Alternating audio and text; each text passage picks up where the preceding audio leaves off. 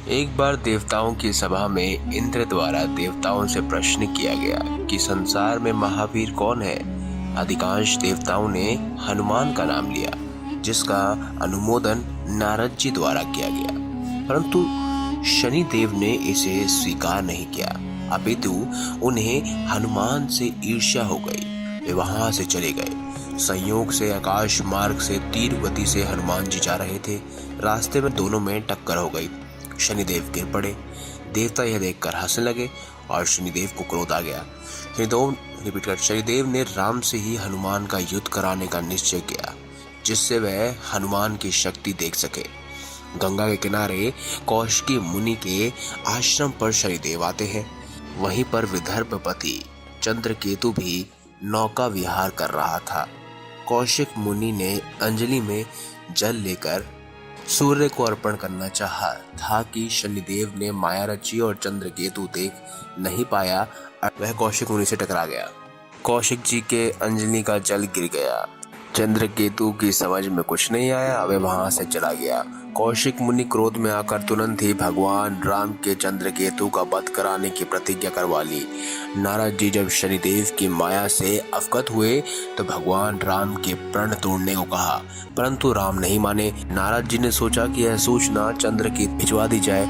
भगवान राम ने लक्ष्मण और हनुमान को आज्ञा दी कि कल चंद्रकेतु का सर मेरे सामने हो। इधर चंद्रकेतु के प्राण सूख रहे थे।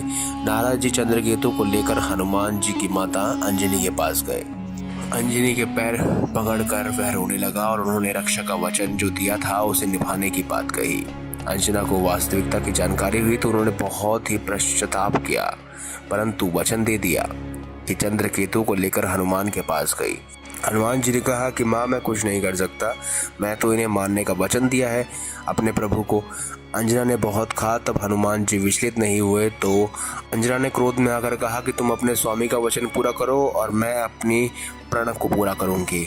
अब तुम्हारा पहला युद्ध मुझसे होगा। अब हनुमान की आत्मा झिंझोड़ने लगी। वह चंद्रकेतु की रक्षा के लिए तैयार हो गए।